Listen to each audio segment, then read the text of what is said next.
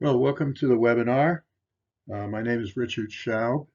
I have my practice in Huntington, New York, and this particular webinar is inspired by the recent rise in the use of psychedelic medicines in major medical centers in the United States and in England as well, and in Canada. Um, and I think it's important for psychologists to be in touch with what's actually going on with this and what actually is the healing agent within the psychedelic experience.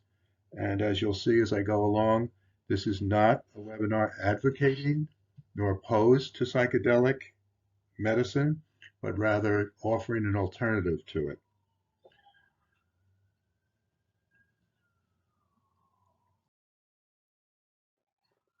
So here's the abstract. Beyond all differences, each person without exception is vulnerable to change and loss. This innate vulnerability is a hidden factor in many personality defenses. They're really all variations of fight, flight, and freeze. Informed by this view, the clinician can be a guide toward both a deeper appreciation of the person's struggles and a guide to help explore spiritual transpersonal experiences that can modify the anxiety of vulnerability. The rise of centers for psychedelic medicine at major medical schools, in which drugs such as psilocybin are invoking transpersonal experiences in patients, opens the door for psychologists to learn how to awaken these innate transpersonal resources without drugs. Just one word about the word transpersonal. It simply means beyond the personality and has been used for quite a long time now as a more neutral term than spiritual or spirituality.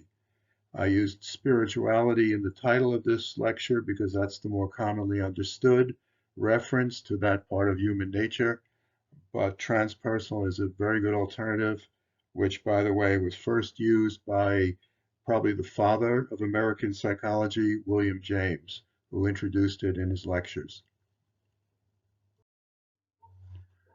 So here's a sweet child, hopefully not struggling with the difficulties of life and being cared for.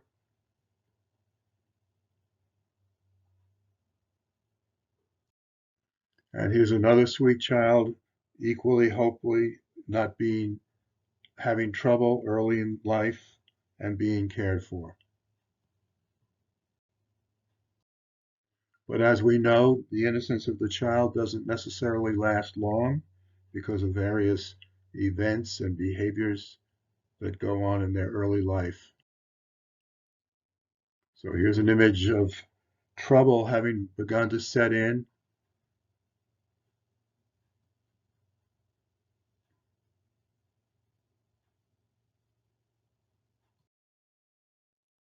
And the trouble can be overt, as in mistreatment, threats, physical punishment, or emotional punishment.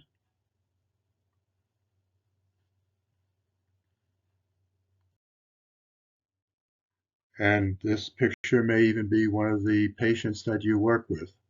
Uh, by adolescence, the trouble has started to show up in the adolescent's behavior, attitudes, and choices.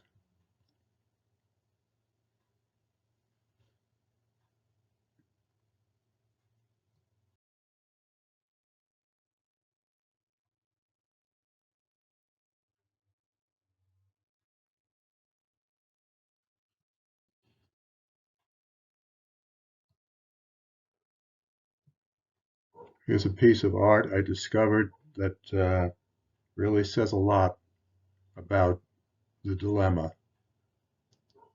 I've always liked the time before dawn because there's no one around to remind me of who I'm supposed to be, so it's easier to remember who I am.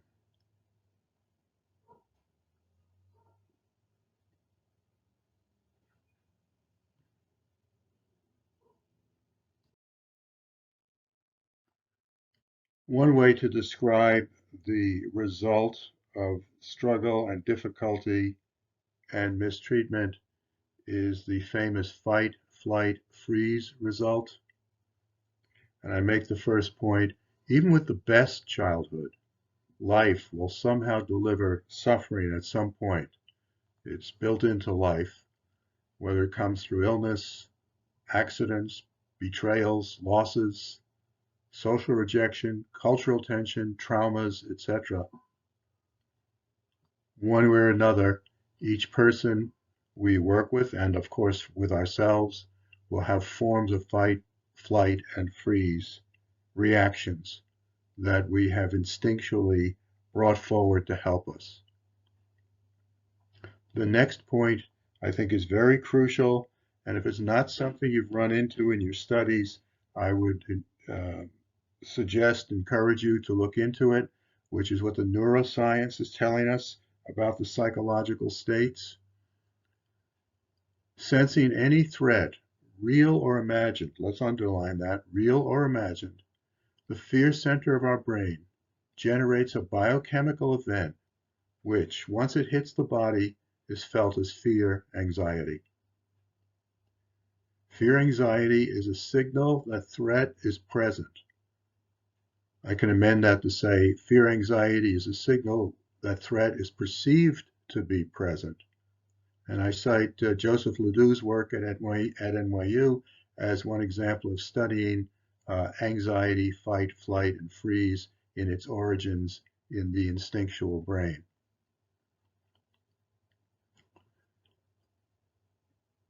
And we can also, all of us, make examples of what fight looks like. I just put a few down here: anger, rebellion, arrogance, impulsiveness, violence.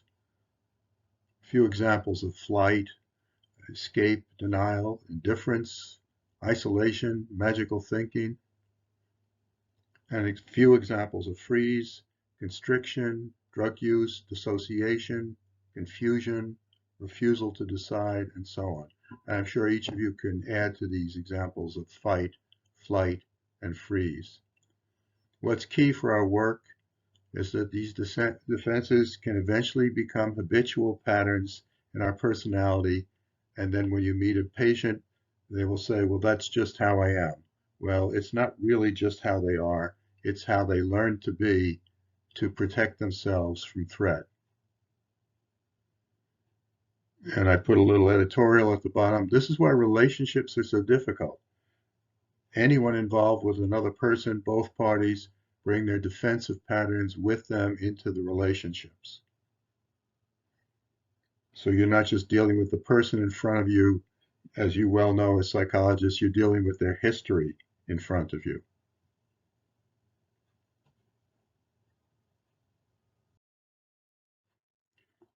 So the rest of the workshop, we'll take a look at some possible answers.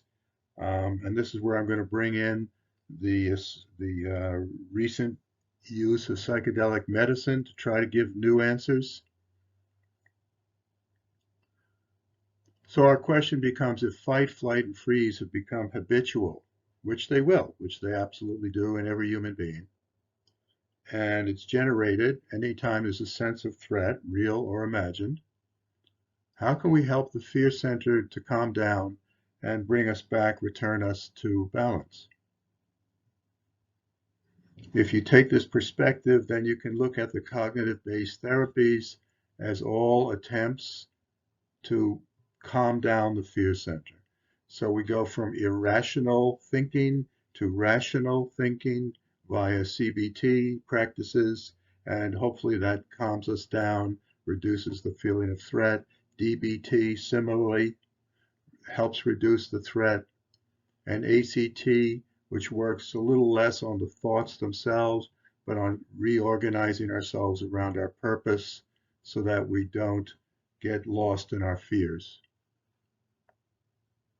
And the older therapies, such as psychoanalysis, would ask us to track the roots of our fears back to our childhood.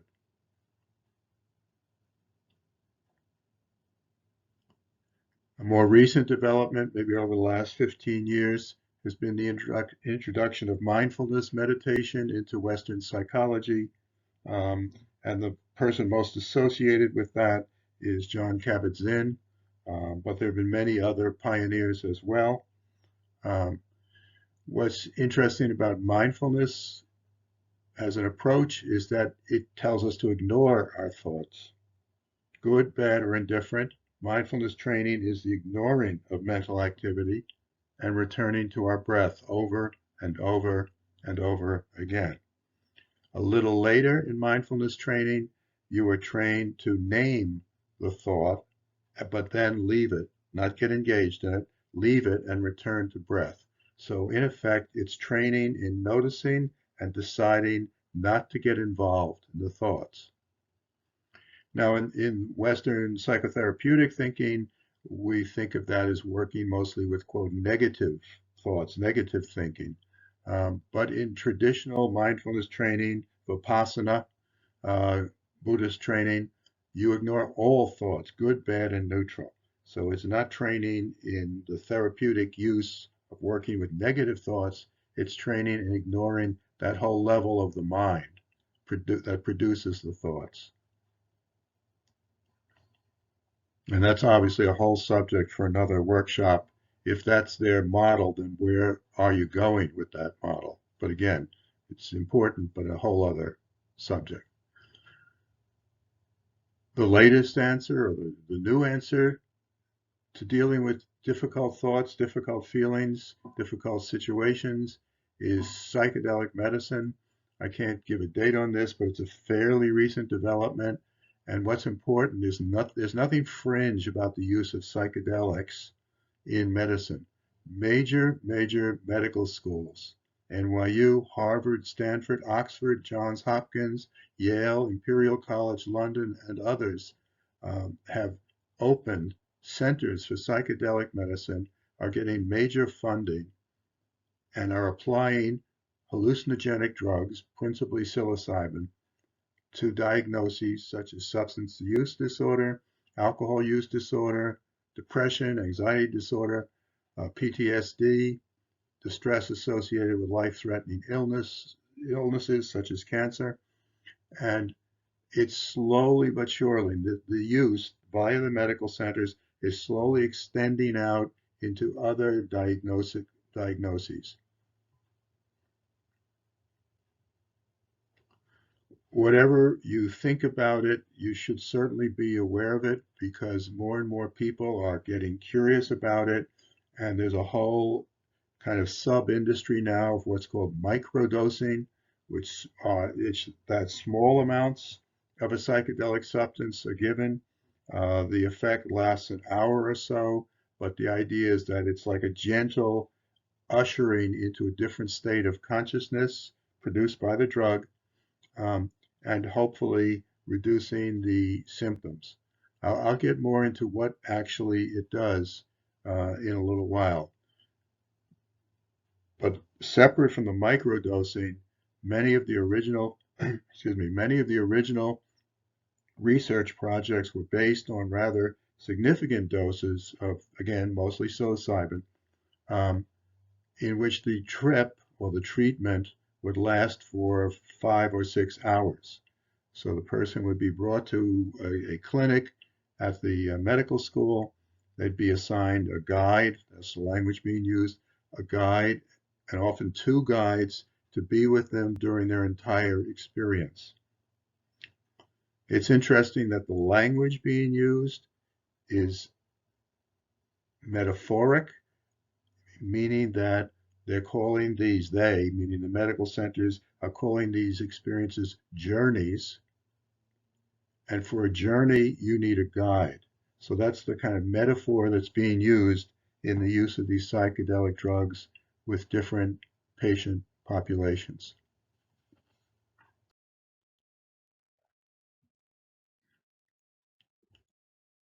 When you read the results of the research, and of course, as we well know, mostly positive results get reported. Um, but if I could give a brief editorial, people also have very negative results from the use of psychedelics. Um, and I can describe that at some point if you're interested, and we can talk about it, why that occurs. But nevertheless, in the positive results, what happens is that the person goes into an altered state of consciousness via the psychedelic drug and experiences new images, new feelings, and new perspectives on reality. And the new feelings are highly positive feelings, and I've just put down joy and bliss, which are beautiful. And some people do have psychedelic experiences marked by joy and bliss, and importantly, new perspectives on reality. Again, if you're interested, get in touch with me and I'll send you some of the citations. But there's one that's very convincing, which is NYU Medical Center, which actually was the first one to be doing this. They have recordings of patients describing the effects of the psychedelic experience and the aftermath of the experience, and it's deeply, deeply moving. The first group that NYU worked with were people with stage 4 cancer, and people describe how they went from pre-treatment terror and anxiety and anger about what they were experiencing, and of course fear of death is in that, to coming out the other side of the psychedelic experience and feeling courage and inspiration. It's extraordinary to listen to the patients. You can also listen to the practitioners, but the patients are really the most convincing in terms of the effectiveness when it's a positive experience. One neuroscience researcher, Andrew Newberg, who's been writing about this both with and without psychedelics for a number of years, refers to the experience that the patient is having as the awakening of absolute unitary being. And what Newberg means by that is the individual separate self falls away during the drug experience, and what the patient experiences instead is a feeling of interconnectedness with all beings, and not just human beings, all beings, and feels a oneness and a joy in connection to all of these beings. Absolute unitary being. And some of the researchers are saying that what the patients are describing is that the oneness center of their brain, which physiologically exists, is being awakened by the drugs. The oneness center, according to the researchers, is often dormant, and for some people, dormant their entire life, as opposed to the fear center of the brain, which is active our entire life. The oneness center might remain dormant unless something happens or we do something that wakes it up. And that's a common expression in meditative literature, spiritual literature, awakening. Something gets awakened. Okay? Some researchers say that when there's an awakening of the oneness center, the higher part of the brain, they call it a top-down effect, where there's a literal biochemical flow of joy that flows downward through the brain, literally, physiologically, downward through the brain, and soothes, at least temporarily, the fear center in the lower brain. So in effect, you could say that the neuroscientists talking this way are making spiritual experience biochemical. Does not take away from the effect of the experience, because all we're interested in is that patients get benefit. But it's a different way of talking about what was traditionally talked about as a spiritual experience. And the point of this lecture, probably the single most important point of this lecture, is that this can all happen without drugs. And I think as psychologists, we should become interested in helping patients evoke these experiences without drugs. Again, I want to editorialize. I'm not opposed to the drugs, but it can be done without drugs. Actually, I think I will editorialize a bit. Long time ago, I trained in Zen Buddhist meditation, and in that tradition, they have a distinction where they say there's sudden enlightenment and there's gradual enlightenment. Sudden enlightenment is where you're meditating and suddenly you have an experience that's very different. Let's call it an altered state. Um, and it really impresses you and really affects you. That's the sudden. But then you don't know how you got there and you don't know how to get there again. So in the tradition that I studied, they said it's much better to have the gradual approach where you are practicing, and as you're practicing, you're having experiences, and then the experiences start to add up, and then maybe occasionally you have a breakthrough experience, and you know how you got there. That's why they emphasize the gradual approach rather than the sudden. The reason I'm making that this distinction is that if you give someone a psychedelic drug, they may have a sudden enlightenment or a sudden breakthrough experience, but they have no idea how they got there, except that they know they took the drug. So I guess my message here is that you as a psychologist can learn how to do this for people. And first you have to learn how to do this for yourself, and then you can teach it. And what you're providing yourself and others is a lifelong benefit.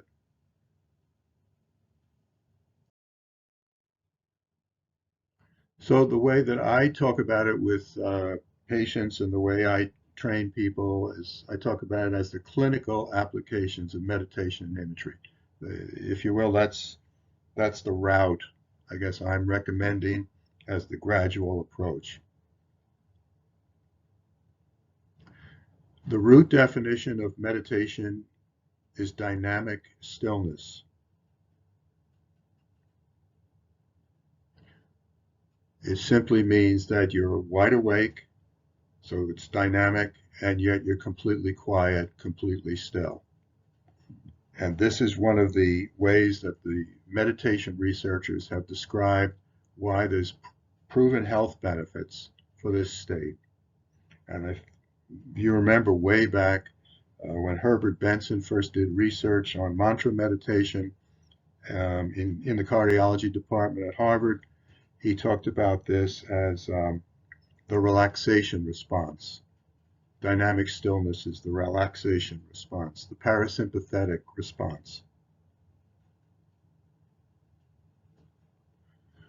Imagery is also very important, and I would suggest it's even more important than meditating because you're employing the therapeutic use of the power of the imagination. As we well know, the imagination dictates a lot of what we think is happening. What we imagine is happening is what we think is happening. Um, and our imagination can get employed negatively, can get employed by fear. We can imagine the worst things, or also we can figure out how to use that same power positively and to make new discoveries. And the whole field of mental imagery is the positive use of the power of the imagination. So in a moment, I'm going to take you through an experience and then perhaps a second one. I just find it striking that all the way back, St. Francis of Assisi was describing exactly the same thing as what mindfulness tells us today. And there's nothing tricky about this statement. He means exactly what it says. It's not a metaphor. What you are looking for is what is looking. Put it in slightly different language, which I will do in a moment with the technique. Awareness itself is what you're looking for. The experience of entering the state of awareness itself is what you're looking for. And that's very akin to mindfulness's goal. Entering the state of awareness itself. One of my teachers, Roberto Assagioli, referred to it as consciousness without content. So you're wide awake, Dynamic stillness, you're wide awake, but there's no content at the moment pulling at you. So you're just in that state of wakefulness. That either makes sense or no sense at all to you. So the best thing to do is to explore it experientially, um, and let's see what you experience. Because this is pre-recorded, we obviously can't have a dialogue after I guide you through this. But again, if you want to get in touch with me, my email is at the end of this presentation. So I'm going to take you into one awareness itself technique. This you could call cognitive, because it's really about using your mind, your thinking mind, to go into this state. So to settle yourself, put your feet on the floor, have your palms grounded, either on your legs, or put your hands on top of each other and rest them on your belly. You want to ground your palms. Have your back fairly straight but not stiff. You can lower your eyes or close your eyes or keep them open, whatever you prefer. And I'm going to take you through a few suggestions about what you say in your mind. And the way it works is I'll give you the suggestion and ask you to say it in your mind about a half a dozen times, and then just sit for a while and notice what you experience. And we'll do that through 4 statements. Okay, so let your shoulders drop, become present, and now go into your mind and about a half a dozen times say to yourself, I have thoughts and I am more than my thoughts.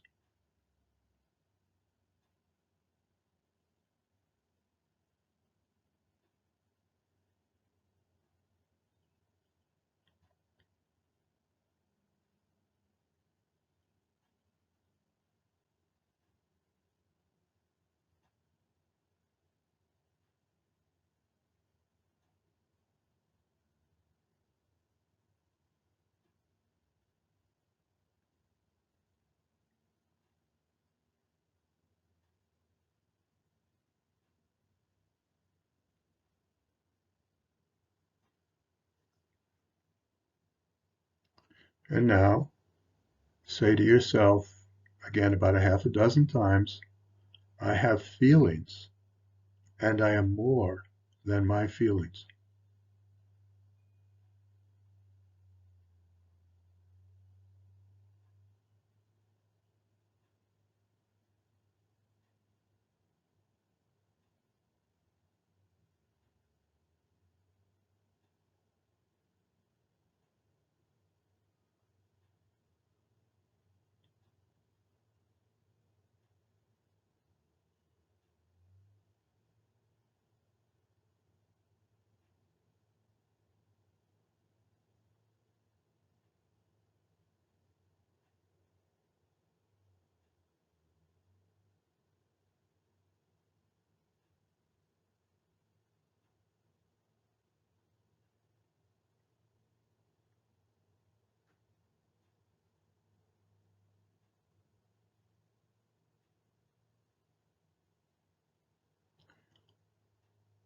And now say to yourself half a dozen times, I have body sensations and I am more than my body sensations.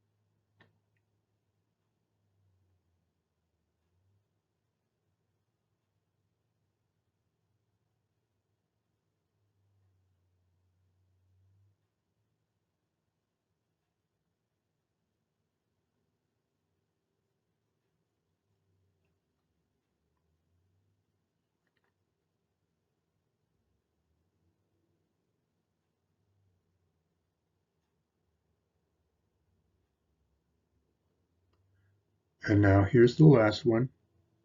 Again, say this in your mind about a half a dozen times, and then I'll give you a little while longer to just sit with the effect. I am a center of awareness and choice. I am a center of awareness and choice.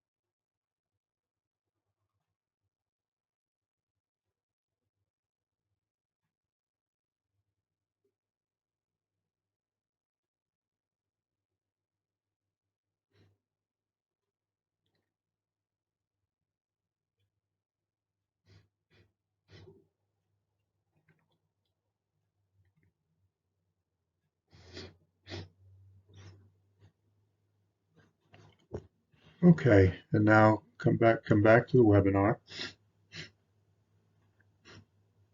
By the way, that was 2 minutes. I let you use that last phrase for 2 minutes. Sometimes people go, it went so fast, and other people will say, oh my God, it took forever.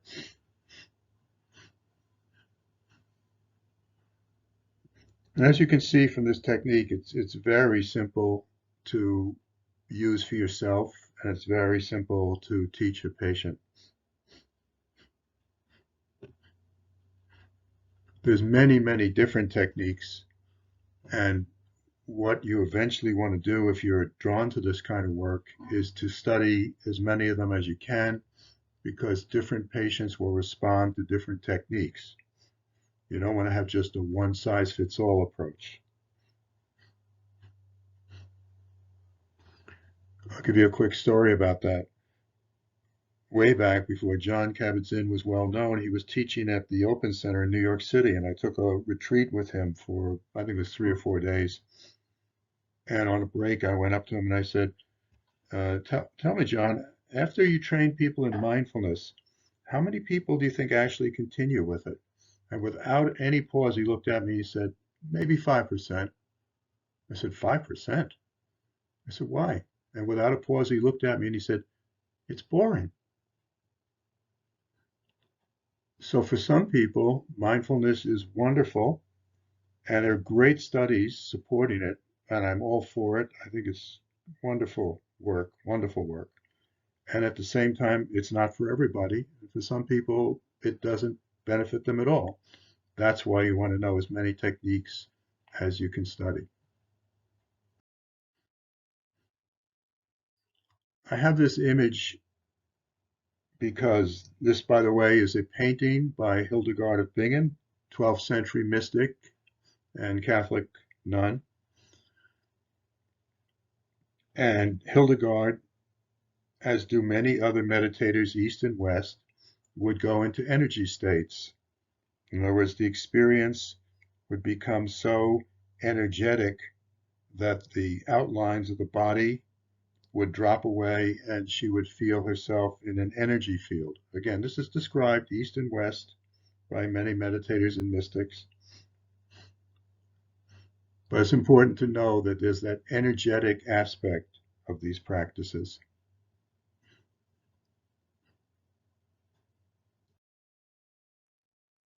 Okay, so now I'm going to take you into a second practice and then slowly we'll finish the webinar. So again, position yourself in your chair, feet on the floor, and in this case, place one hand underneath your belly button and put the other hand on top of the first hand. Let your shoulders drop.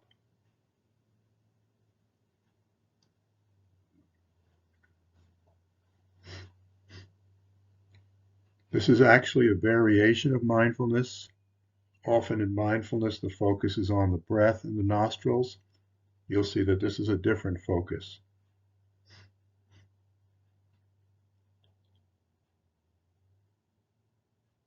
Again, lower your eyes, close your eyes, or keep them open, whatever is best. And now bring your attention down to the hand that is on top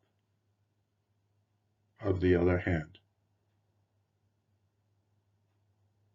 And notice the thumb of that hand.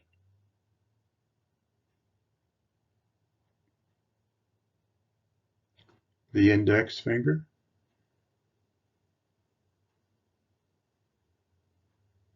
the middle finger,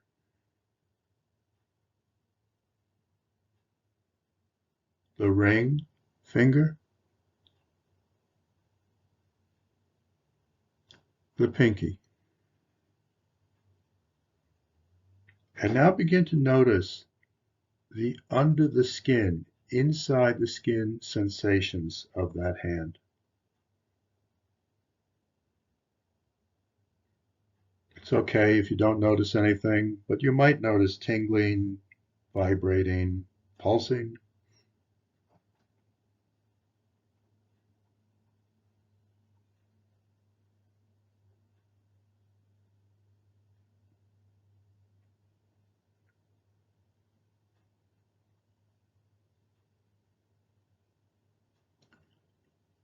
And now shift your awareness and notice the hand that's resting on your belly.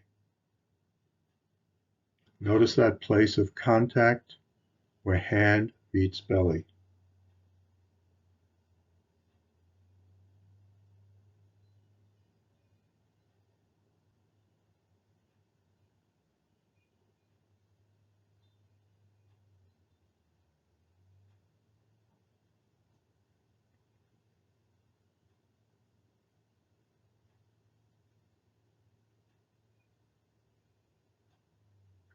And now one more shift of awareness.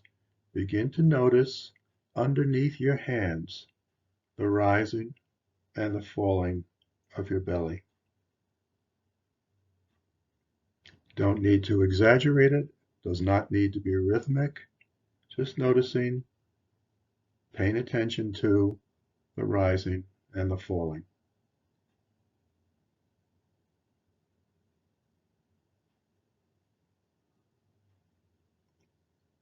And here's the mindfulness part of the practice. If anything distracts you, which is perfectly normal, perfectly natural, no matter what distracts you, ignore it and go back to the rising and falling. The rising and falling is your center. I'll give you some time to try that out.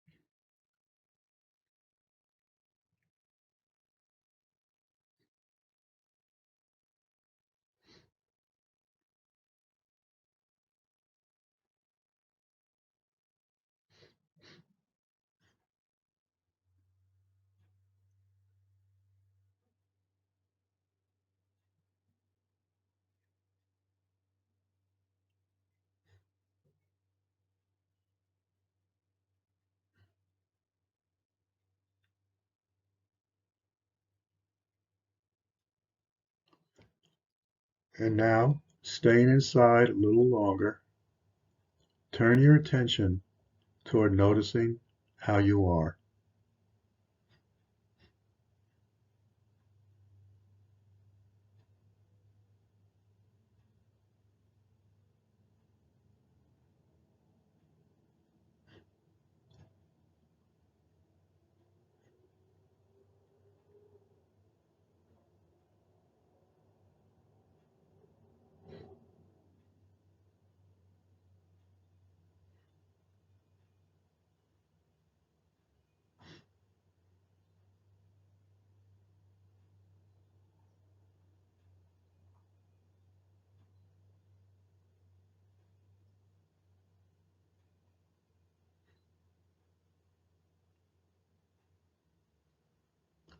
And at your own pace, come back to your room.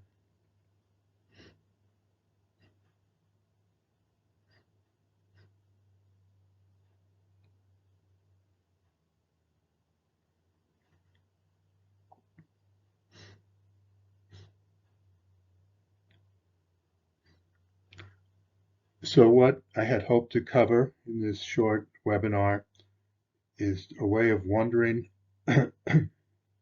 about working with our fear center, our vulnerability. Can't get rid of it. It's natural. It's part of us. But how to calm it down, how to help the fear center calm down. Um, I linked it a bit to the psychedelic medicine movement because that's one of the claims they're making, and in some cases it's true. But there's also a gradual, safe, effective, non-drug way to slowly but surely help ourselves and help our patients to calm down the fear center and live every day with more courage.